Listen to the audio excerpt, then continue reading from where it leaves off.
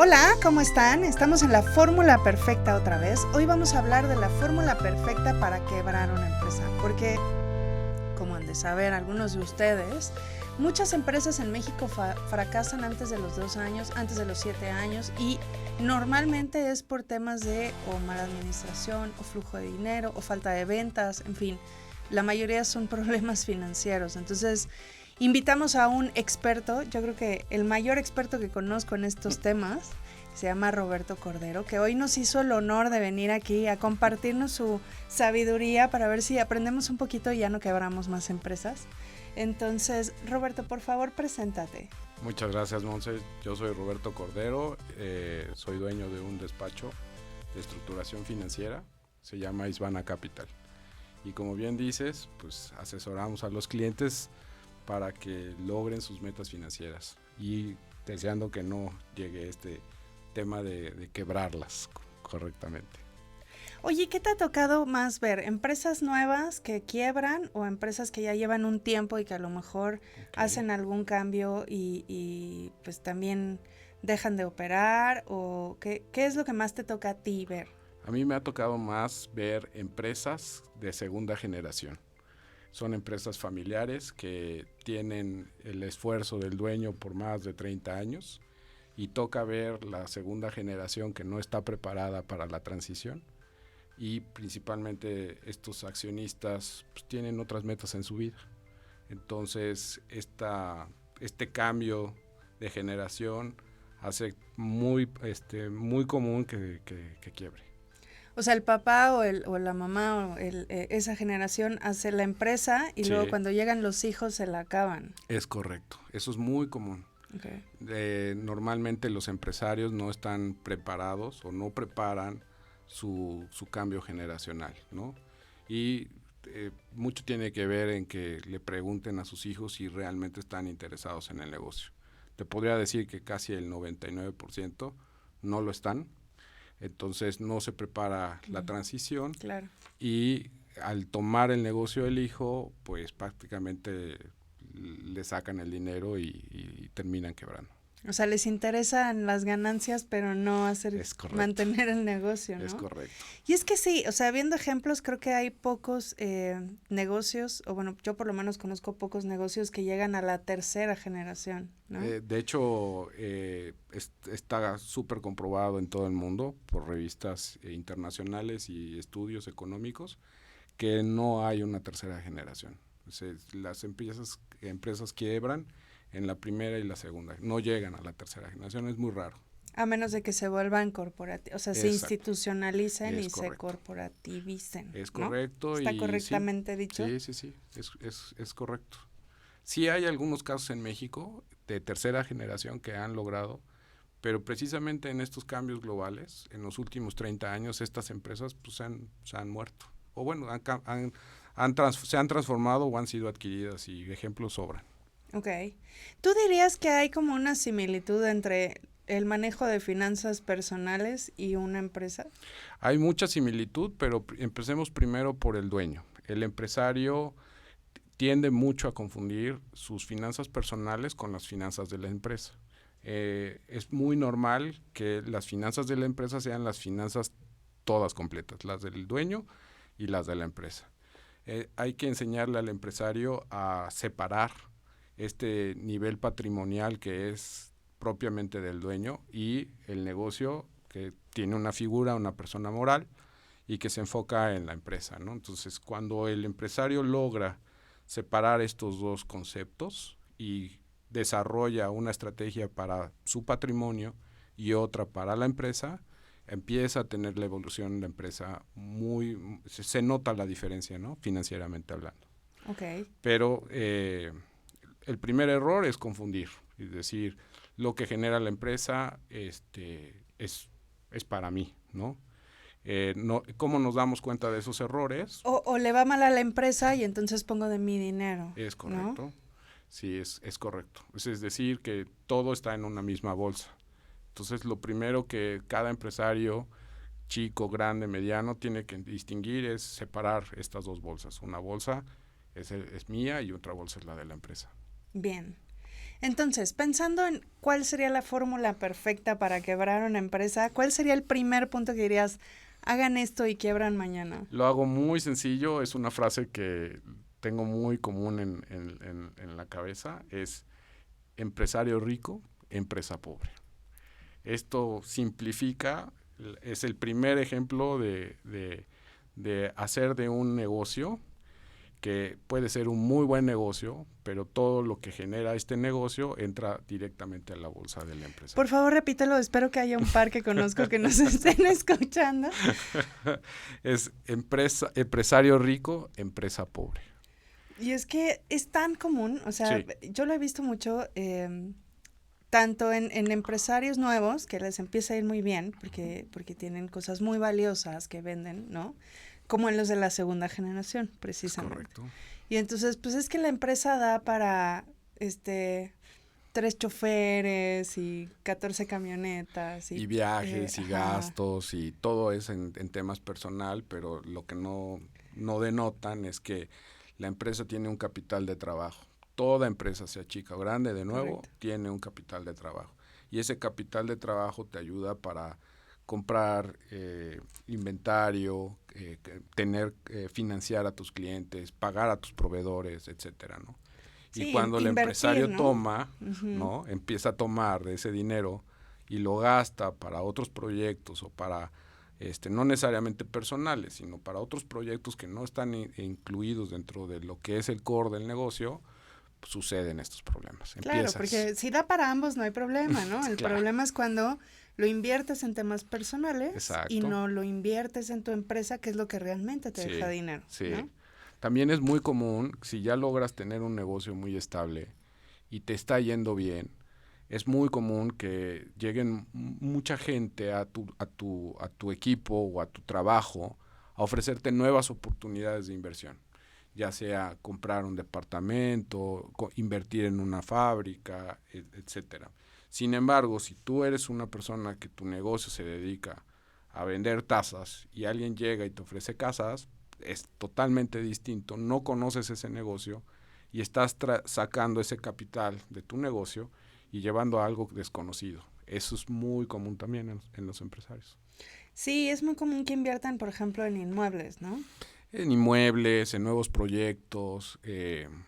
Un error común es que veas un negocio que es atractivo y debido al éxito que tú has logrado en tu empresa, consideres que puedes replicar ese éxito en ese nuevo negocio. Claro. Y entonces empiezas a darte cuenta de que no consideraste muchas variables técnicas, de tiempo, de dinero, de demanda, y el proyecto te va sacando dinero de tu negocio. Sí, de pronto no somos el rey Midas para que... Sí. Si es un restaurante, bien, una fábrica, Sí, ¿no? sí, un tema para tocar es estar enfocado en tu negocio, ¿no? Es decir, siempre es el enfoque en tu negocio, en hacer crecer ese negocio y hacerlo más institucional, es como que las metas que debes de llevar antes de entrar en otro proyecto de emprendimiento, ¿no? Ok, entonces si quieren quebrar su empresa, gástense todo el dinero, váyanse de viaje, cómprense camionetas carísimas, Exacto, inviertan en exacto. negocios que no conocen, Sí, el bar del exacto. amigo y esas cosas que siempre Exacto, pasan. sí, nunca Háganlo, fallan. Sí, por favor. exactamente. ¿Cuál sería el siguiente punto? El siguiente punto yo creo que un tema interesante es quién está al lado tuyo para ver el tema financiero. Okay. Aquí entramos en un primer tema que es confianza y competencia. Cuando tú inicias un negocio, la gente que está a tu alrededor es gente de confianza. Gente que invirtió contigo en el proyecto, te siguió en tu proyecto, pero a cierto modo ya no logra tener las competencias que tu negocio exige. Sin embargo, las mantienes. Entonces voy a ser muy puntual. El contador.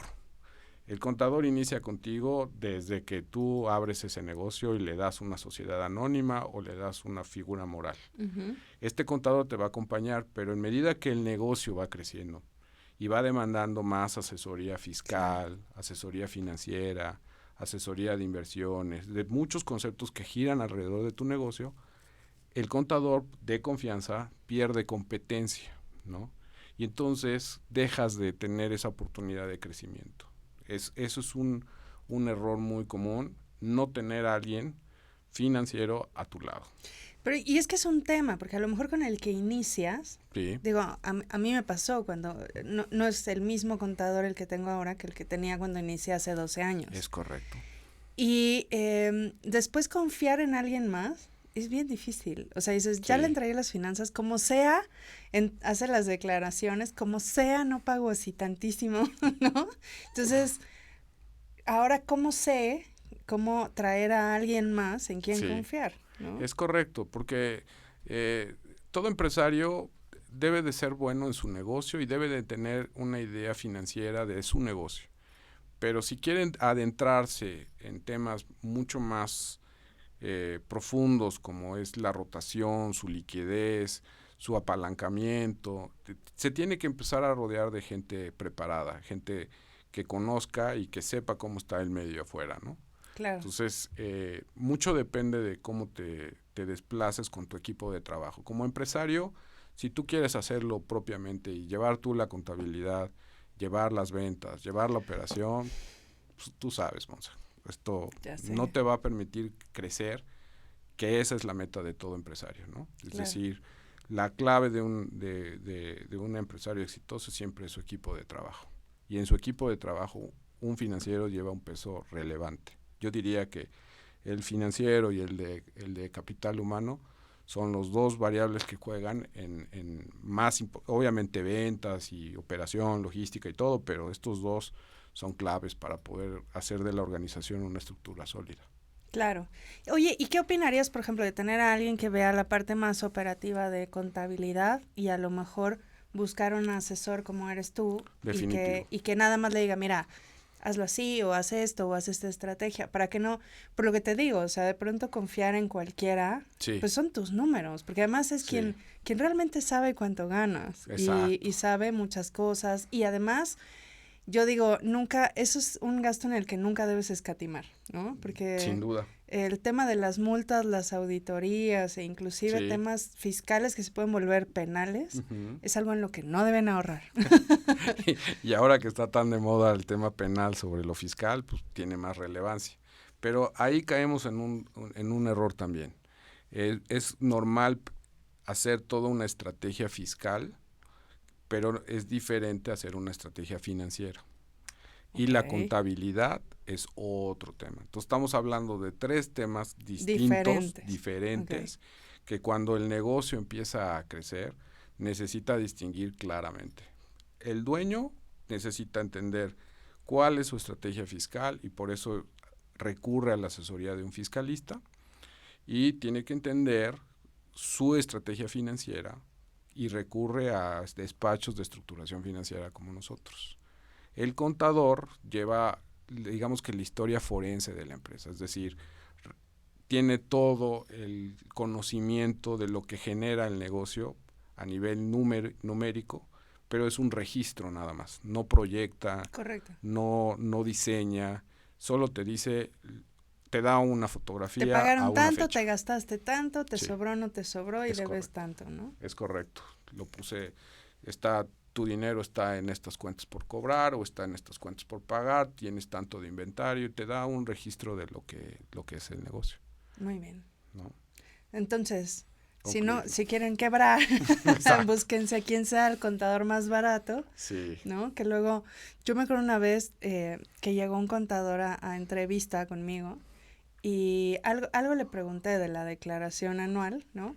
Y no sabía en qué mes se presentaba la declaración de personas morales y no, evidentemente no lo contraté, pero es correcto, pero de pronto puede ser que no tengan el conocimiento necesario y le pueden hacer daño a tu negocio. Sí, ¿no? y hay que distinguir todas nuestras obligaciones tributarias, fiscales, pues son básicamente calendadas y hay una planeación respecto a eso, ¿no?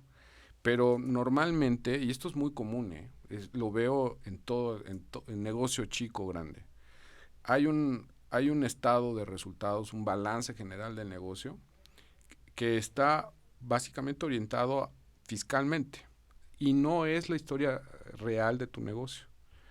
Entonces, las decisiones que tome el empresario están basadas en un diseño equivocado.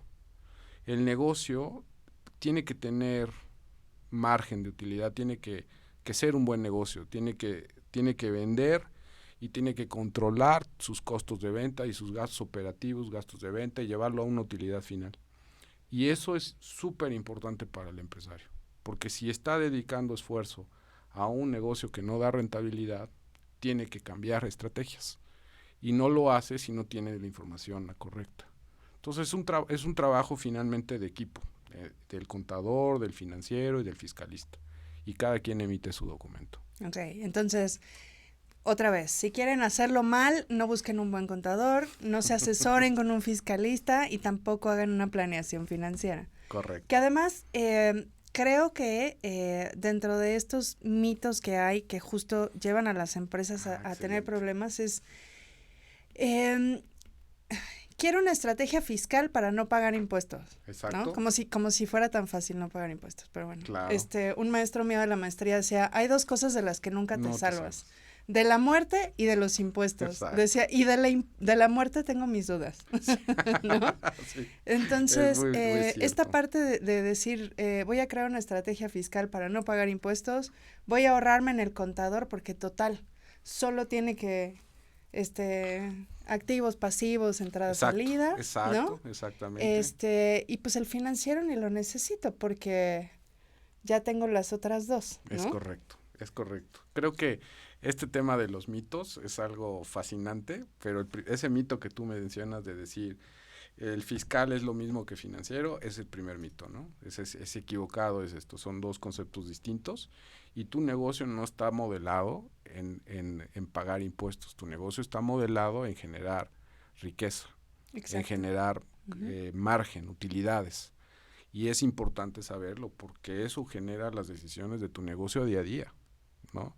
Inicias con un proyecto y no genera las utilidades esperadas, ese proyecto tiene un plazo de vencimiento. Correcto. Entonces, todo este tipo de detalles se tienen que hacer bien elaboradas, ¿no? Ese mito es uno. Te doy otro que es muy interesante, el crédito. El crédito. No, el crédito es algo fascinante. Ya sé, porque además siempre tenemos como la tentación, ¿no? Sí. De que te empiezan a ofrecer líneas de crédito. Sí. Y de pronto puede ser una gran herramienta para sí. hacer crecer un negocio, pero puede ser un arma de doble filo, ¿cierto? Claro, sí, además, volvemos al primer tema. Si no tienes claro este negocio, cuánto genera de margen, no puedes tomar un crédito. Porque si supongamos que el margen te da para un 10% final y tú vas a tomar un crédito de 15%, pues no lo vas a poder pagar y te vas a tardar más tiempo para liquidarlo porque correcto, no te da la utilidad para pagarlo.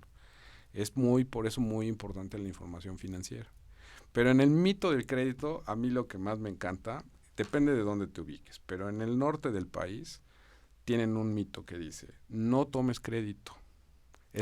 No lo agarres. Correcto. O sea, el mito es, no agarres crédito, usa solamente tu dinero. El dinero que tienes, sí, ¿no? Tenemos comunidades como los judíos que tienen ese concepto y lo tienen arraigado de correcto, generación tras generación, correcto, ¿no? Es decir, no al crédito. Sin embargo, hay una fórmula muy básica que utilizamos los contadores, los financieros y los fiscalistas. Se dice, el activo que tú tienes de tu negocio es igual al pasivo más el capital. ¿Qué quiere decir esto? El activo es todo lo que tú posees, llámese cartera, licencias, inventario, activo físico, inmuebles, etcétera. Y la fórmula de activo igual a pasivo más capital, en el pasivo están las obligaciones. Y en el capital es el dinero que tú aportaste como accionista a ese negocio y los resultados del ejercicio que tuviste de ese negocio. Correcto. Si tú quieres crecer este balance, si este balance vale 5 y lo quieres llevar a 10, ¿dónde lo puedes hacer crecer? Solo hay dos, pasivo más capital. En pocas palabras, le metes más lana a tu negocio, que es el capital, o pides crédito. Correcto. Entonces, ahí está la clave del éxito de un negocio. Saberse manejar bien en su balance y pedir el crédito necesario que aporte al aumento del activo. Claro. Entonces, si tú quieres crecer, llamamos al crecimiento de dos formas, orgánico o inorgánico. El orgánico es lo que meto de mi dinero. tuve tal resultado del ejercicio anterior, lo reinvierto en el negocio y con eso crezco, ¿no? Y cada año crezco y crezco. Pero, o sea, el dinero es finito y no podrás crecer más que en un cierto porcentaje en el tiempo. Si quieres acelerar ese crecimiento, crédito. Necesitas agregar pasivos. Necesitamos ampliar más este tema, pero vamos a un corte rapidísimo, no se vayan, porque además esto del crédito es algo que tenemos que aprender, y más en una cultura como la nuestra que no estamos acostumbrados a manejarlo bien. Totalmente. No se vayan, regresamos.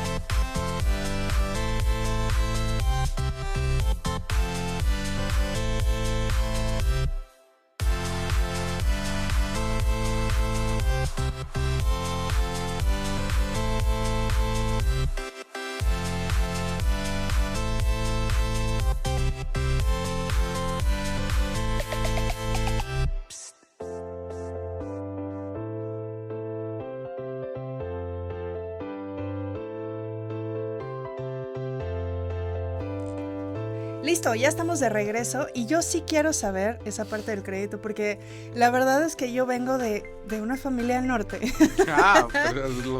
Pero quedó perfecto. Sí, perfecto. Donde sí, o sea, bueno, mi padre no, pero sí otras personas de mi familia, inclusive yo, ¿no? Que, claro. Híjole, para los créditos me da un tema, ¿no? O sea, me da... Híjole, prefiero no, ¿no? Y entonces tan es así que mis tarjetas de crédito, por ejemplo, a menos de que sea un caso espectacular, ¿no? Sí, claro. Las trato de mantener así en ceros.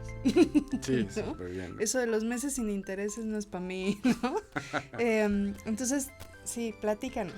A ver, el primer concepto que hay que entender como empresario es la tasa, que es la base del cálculo del crédito, y el riesgo. Vivimos en México, es un país que tiene estabilidad, digamos que bien balanceada, sin embargo, tiene cierto riesgo comparado a países europeos o Estados Unidos, o asiáticos inclusive. Eso provoca que la tasa sea alta. Hoy la tasa interbancaria de equilibrio, la TIE famosa, está en 7.7, ya bajó, andaba en 8.25. Comparado en Estados Unidos, que son tasas del 2, o en Suiza o Europa, que es menos. Que evidentemente eso hace que sea más fácil poner un negocio y hacer inversiones a largo plazo, ¿estás de acuerdo? Sí, pero implica que el costo del dinero que tú tomas es caro aquí, ¿no? Claro. Ese es un tema y eso es una realidad. Ahora, el banco no te presta la tasa del dinero, te presta la tasa más su comisión o su beneficio. Entonces las tasas hoy actuales por un hipotecario andan en un 12%, pero las tasas de un empresario andan en un 13%, si es una gran empresa podría llegar a un 12%, pero en general andamos en 17%, y en sociedades financieras andan en 24%. Correcto. Sí. Y una tarjeta de crédito, como decías, pues andan en 75. Ya sé. O sea, hay que saber distinguir de quién agarras el crédito. Correcto. Mi primer consejo que le doy a cualquier empresario que está iniciando su negocio es que no se financie de tarjetas de crédito. Porque estas tarjetas a un 75%, pues realmente te comen. O sea, hacen que si tu negocio tiene una proyección para empezar a dar rentabilidades a partir del mes 12 o 15 o 18, probablemente no llegue porque las tasas te van a comer, ¿no? Te van a comer. Entonces sí, volvemos al entendimiento básico de unas finanzas de tu negocio y principalmente entender el margen de tu negocio para ver qué tasa puedes aceptar. Claro. Entonces, básicamente saber realmente cuánto estás ganando. Es correcto. Y el problema que yo también he detectado, he detectado dos problemas que no sé tú qué opinas. Uno es que de pronto es, ¿cuánto más vas a vender el próximo año? Yo creo que 22%. Total. ¿Y de dónde sacaste ese 22%? Porque además es un crecimiento cero del país, ¿no? Sí. Tu industria va a crecer, ¿no? Tus clientes, ¿no? Claro. ¿De dónde sacas el 22%? ¿Te vas a comer a la competencia? ¿Cómo le vas a hacer? Sí, ¿no? tu producto es único, es tan diferenciado que no hay nadie más que tú para venderlo. Tu servicio genera ese valor tan apreciado que te va a dar eso. Claro. Normalmente todo negocio, hay excepciones. Los negocios de emprendimiento sí pueden alcanzar sus primeros años en un doble dígito. Pero en medida que va madurando, el doble dígito es un mito. Es un mito. Y tal vez algunas empresas lo vivieron en los 90, sobre todo las de tecnología. Claro. Pero ya se acabó. Señores, eso ya se acabó. Sí, se acabó. Háganse a la sí, idea, esas por oportunidades, pues sí, realmente, quizás podría decir que en estos próximos años, sectores como la parte farmacéutica, en términos de ciertos productos de alta especialidad, podría decir también en energía, es muy rentable, ¿no? El consumo de energía es algo básico en el país, hace la explosión de crecimiento. Y otros sectores muy especializados podrían llegar a esto que mencionamos, pero los demás no. Y muchos de los negocios inician en una parte básica de la cadena. Compro y vendo. Una comercializadora, una prestadora de servicios.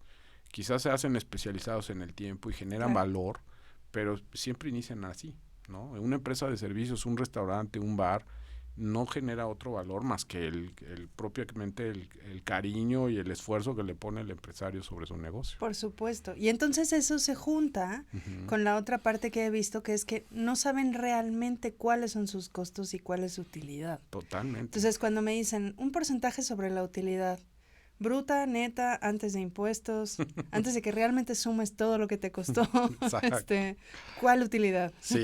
¿No? No, bueno, algo que veo todos los días es distinguir qué va en el costo de ventas y qué va en el gasto operativo. O sea, increíble, pero se confunde uno mucho. Es decir, si soy una empresa de servicios y lo que yo genero en ese servicio es esencial, entra en el costo de ventas, la nómina. La nómina representa en los negocios el 30% del gasto. Correcto.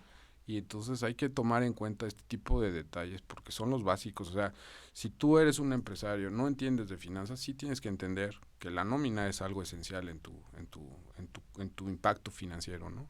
Y si eres una empresa que fabrica, pues tienes que saber cuál es el costo de lo que fabricas. Y fíjate que eso es algo que me decía mi papá, ¿no? Que la nómina es sagrada, ¿no? Sí. O sea, puede ser que te quedes sin dinero para invertir en otras cosas o pagar otras cosas, pero la nómina es sagrada, ¿no? Yo sé que también es un mito, pero sí me ha tocado ver empresas que de pronto no pagan la nómina y son empresas grandes. Sí. ¿Eso tiene que ver con una mala planeación financiera? Sí, principalmente la mala planeación viene en el capital de trabajo y esto se traduce en la liquidez. Y en estos tiempos, principalmente en este año, ha habido una cierta recesión, un cierto dinamismo sobre la liquidez del dinero. ¿Qué quiero decir con esto? Yo soy proveedor de un producto, mi cliente me dice, oye, te estoy pagando a 60 días, ¿no? Pero por la situación que vivimos, necesito pagarte ahora a 120 días. En una mala negociación, si acepto y no reviso mis números financieros, si puedo aguantar esa liquidez, pues jalo dinero. Me está jalando ese dinero que es propio, se lo está llevando mi cliente. Claro. Y entonces, ¿qué sucede? Pues alguien tiene que pagar los platos rotos, la nómina, el empresario, la empresa, el inventario. Alguien tiene que, porque ese dinero se te va de tus manos. Sí, va a salir de algún lugar. Va a salir, es correctamente. Imagínate en el primer caso que estábamos diciendo, cuando sacas ese dinero y te lo llevas a gastar para tu uso personal. le dejas al negocio sin el esfuerzo, sin la cantidad suficiente para poder operar. Sí, sin el aire suficiente para respirar, Es ¿no? correcto. Entonces, si quieren quebrar, ya saben, financien su negocio con tarjetas de crédito. Claro. No se asesoren de gente profesional. Gástense el dinero en otra cosa. Correcto. Inviertan en proyectos que no conozcan. Esas son las básicas del camino. Correcto.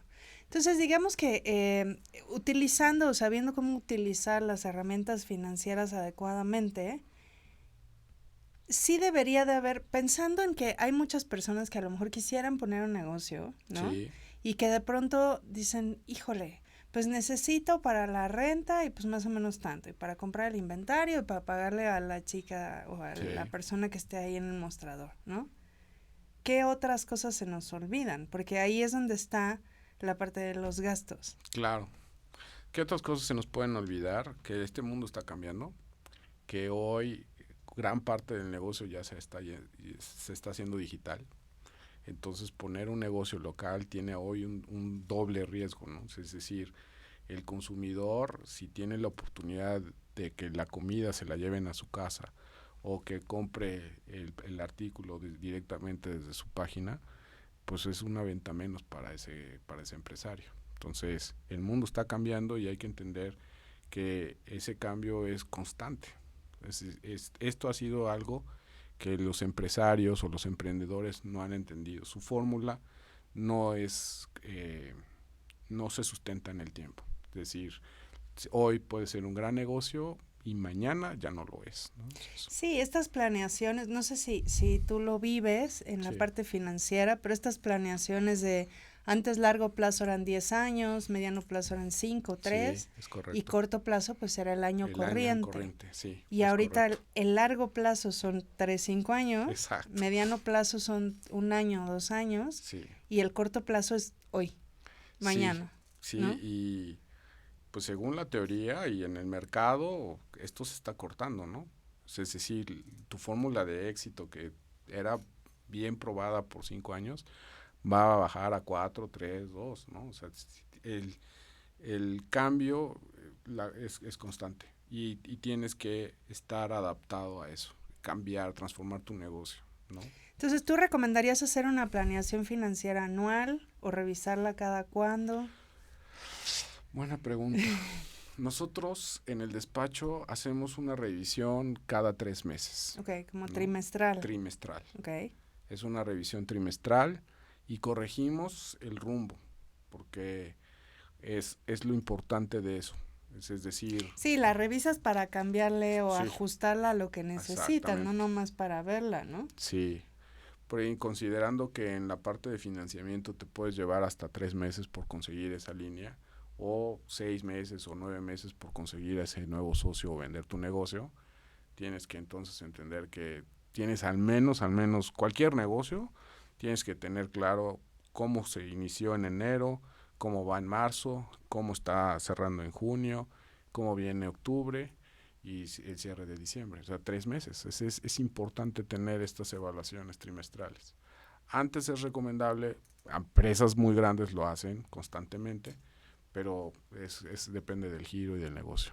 Claro, depende de qué tanto también dependas de cambios externos, a lo mejor del tipo de cambio, de las tasas de interés, ¿no? Interesante. Hay negocios que sus factores son muy importantes. Si tú eres una empresa que consume diésel, ¿no? Es el factor de más importante consumo que tú tienes. Uh-huh. Y no miras cómo está el mercado del diésel y te sube, o es cobre, o es soya, o es cualquiera de estos derivados, puedes estar en un gran problema, ¿no? Porque impacta directamente. Esos cambios son diarios. O sea, y luego pensamos que hay cosas que no tienen nada que ver con nosotros. No, sí. Me pasaba con un cliente que decía, bueno, ¿y a mí qué, no? Lo que pasa entre Estados Unidos y China.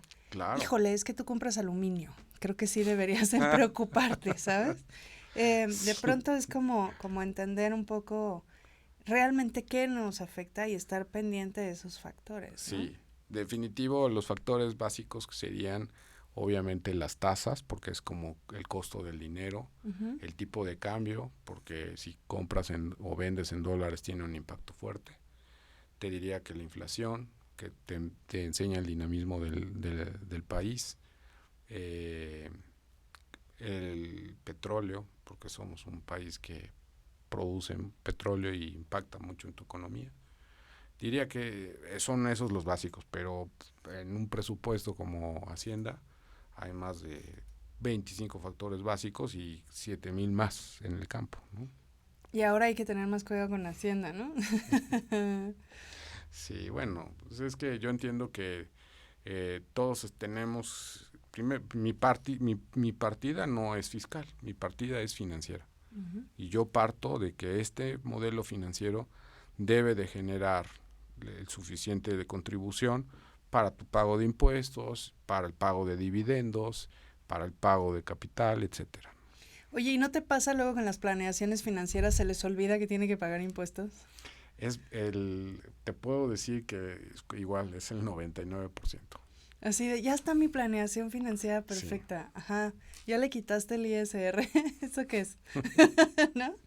Normalmente, cuando hacemos una evaluación de negocio, que esto es muy importante, porque en México nos hemos encontrado mucho empresarios que le han dedicado todavía a su negocio y tienen un valor emocional, pero no tienen un valor financiero.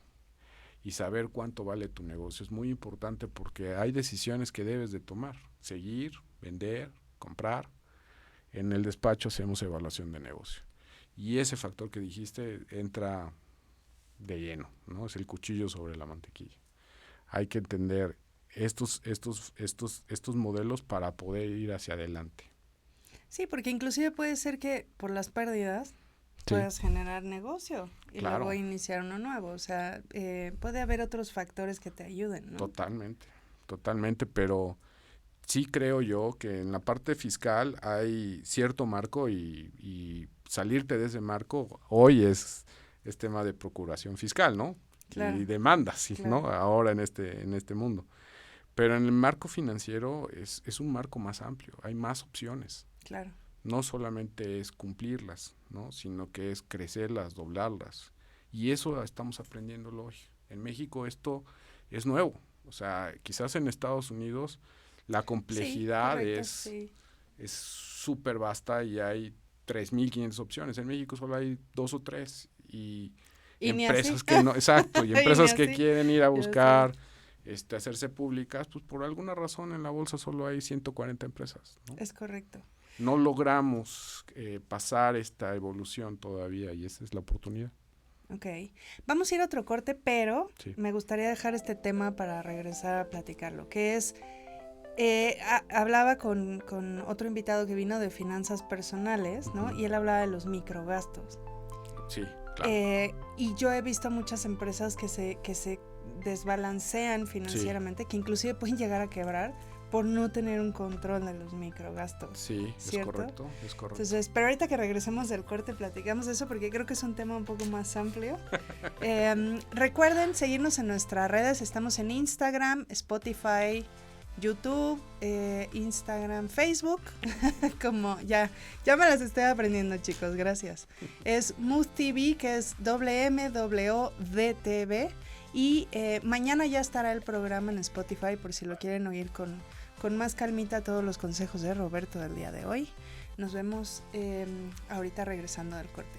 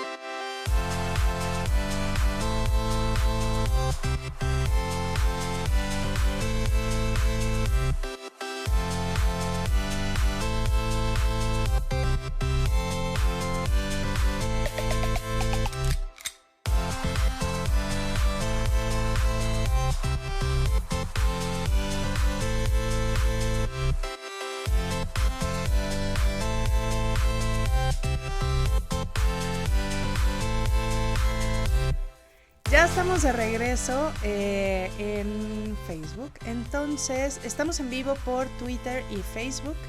Y ya me dijeron las redes, además son Instagram, Spotify y YouTube, como Mood TV, es WMWDTV.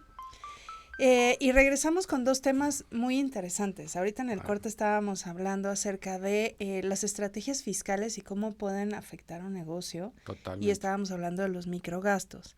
Y es que, nada más para redondear, y ya tú decides por qué tema empezar, pero en el tema, por ejemplo, de las estrategias fiscales, luego Sí. puedes hacer muchas cosas para no pagar, pero Claro. al momento en el que evalúas tu negocio, o quieres vender la empresa, o quieres hacer otra cosa, resulta que todas esas estrategias para no pagar te afectan en el valor.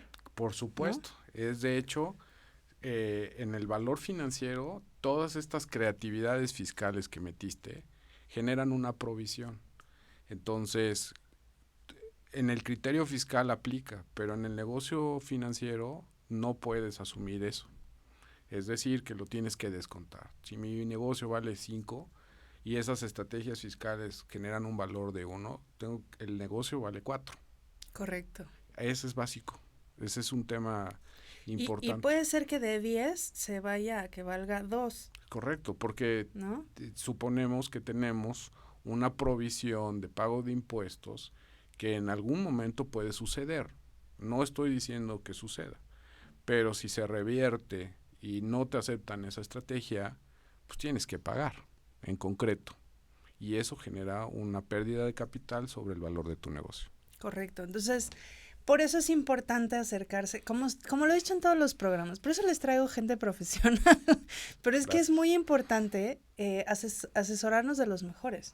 O sea, de pronto también lo he visto cuando hay personas que quieren iniciar un negocio y no quieren pagar, no sé, más o menos lo que te puede costar hacer un business plan, ¿no? Hay de diferentes precios, pero digamos 20,000 pesos, ¿no? Y prefieren ahorrarse ese dinero, pero después lo pierden y pierden a lo mejor 1,000,000 porque el local no funcionó, porque no hice la estrategia adecuada, porque no contemplé pagar impuestos, porque toda esa planeación financiera que debería de existir. Y qué bueno que lo tocas porque me gustaría complementar con dos temas importantes sobre eso. Un negocio para que empiece bien con el pie derecho, por decir, necesita invertir mucho tiempo en su plan de trabajo, en su plan de inversión. Y yo creo que un negocio exitoso radica en haber hecho un plan exitoso y que llevó tiempo. Y un tiempo no me refiero a meses. He visto proyectos exitosos que tomaron 3 años en construir. Correcto. Pero una vez que está diseñado y una vez que garantizas el fondeo de ese proyecto, es solamente ejecución. Y empezarás con una prueba piloto y después te vas de lleno. Claro, te quiero dar un ejemplo rápido que sucede con una marca muy famosa americana que nació en Seattle y que está aquí en todas partes. No sé si se pueda decir, pero... Pues sí, porque no nos paga nada, no te preocupes. Las marcas no se meten con nosotros. Starbucks es una compañía que su modelo es probadamente exitoso. Uh-huh. Hay una compañía en China que se llama Coffee Lock. Okay. Y esta compañía dedicó 3 años a estudiar el modelo. 3 años. Actualmente, te voy a preguntar, no sé, ¿cuántas cafeterías crees que abren ellos por día? No tengo la menor idea. Bueno, hasta te di una clave, eran por día. Ellos abren un Coffee Lock cada 7 horas. ¡Guau! Es decir, tardaron y invirtieron lo necesario para entender todas las variables posibles de ese negocio. Y una vez que está hecho, es ejecución. Que fíjate que, voy a hacer un comercial rapidito, pero, bueno, no comercial, pero es que eso también tiene que ver con la cultura. Sí. Y para los chinos decir, le voy a invertir 3 años es nada. Y nosotros pensamos, le voy a invertir 3 semanas, ¿cómo crees? Exacto.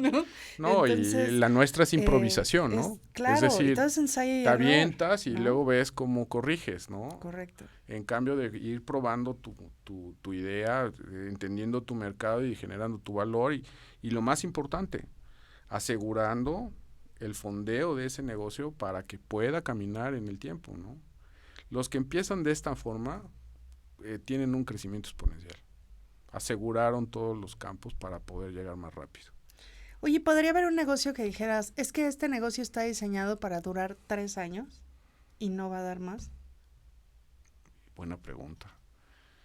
Sí hay negocios que pueden ser a corto plazo, que se pueden diseñar así y que tú puedes definir que después de esos 3 años vendas, ¿no? Es decir, hay gente hoy que está entendiendo que el negocio está quitando esta partida emocional y está definiendo, mi oportunidad está en hacer crecerlo lo más rápido posible y ponerme a un precio de venta. Sí es posible. Sí, bueno, es que hay personas que quieren más a sus empresas que a sus hijos, ¿no? Les suele más vender la empresa que se vayan todo el los esfuerzo hijos, que pones pero... en tu negocio, es correcto. Sí, claro. Regresemos al segundo tema, ¿no? El tema de los microgastos. Esto yo creo que en finanzas personales y también en la empresa es importante. Los microgastos son una oportunidad y también son algo que puede afectar mucho en tu negocio. Depende de dónde estés ubicado. Un negocio que hace proyectos, que tiene un crecimiento, pero no es regular en sus ventas, ¿no? Entonces sube, baja, porque su venta de proyecto, o es estacional, que lo hace solamente en ciertos meses, tiene ese problema de que tiene altos picos y bajas, ¿no? Entonces, los microgastos pueden ser micro rentables, es decir, generar negocios que te den una renta fija, ¿no? Y ejemplo sobra, Netflix, Apple TV, $5 al mes, okay. Y eso es un microgasto, ¿ok? Pero también puede ser una micro rentabilidad, y los negocios que están basados en modelos de fee o de rentas mensuales han demostrado en el tiempo que son los más exitosos, porque su base de ingreso es variable y es segura, es constante. O sea, lograr esa constancia en el modelo financiero es clave. En una evaluación, para que alguien te ofrezca un crédito o te decida comprar tu negocio, le va a encantar un negocio que tenga miles de clientes y que les cobres una renta fija y que asegures tú esa renta por el tiempo. Claro, por supuesto. Si me ofreces un negocio que mi único cliente es Pemex, y si Pemex hoy no puede pagarme, me muero. O sea, esas son los dos opuestos de los negocios. Entonces, si quieres quebrar un negocio, ten un solo cliente. Claro, ten los huevos en una sola canasta. Y es que, pero de pronto puede ser que tu negocio haya nacido para eso. No estoy diciendo que se justifique, yo también creo lo mismo. O sea, sí.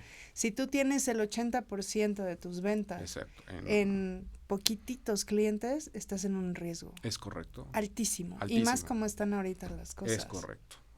Como no sabemos qué va a pasar en los próximos años, claro, ¿no? Lo único que sí puedes hacer es diversificar tu riesgo. Es decir, no poner todos tus ingresos en pocos clientes.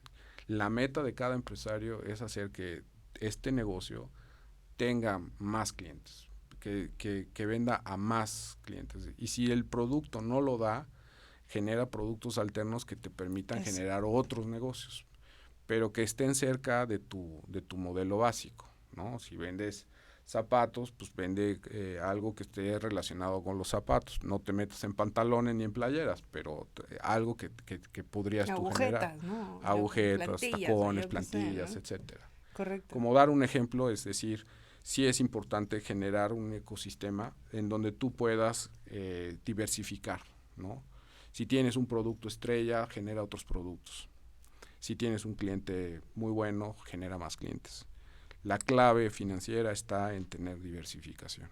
Así, un cliente hoy deja de pagarte o quiebra y ya no te va a comprar, no te va a preocupar porque representa el 1, 2, 3% de tu negocio. Sigues vendiendo más. Supongamos que el 10, como sea, puedes, sí, ¿no? Exacto. Pero si representa el 80, estás en severos problemas, ¿no? Es correcto.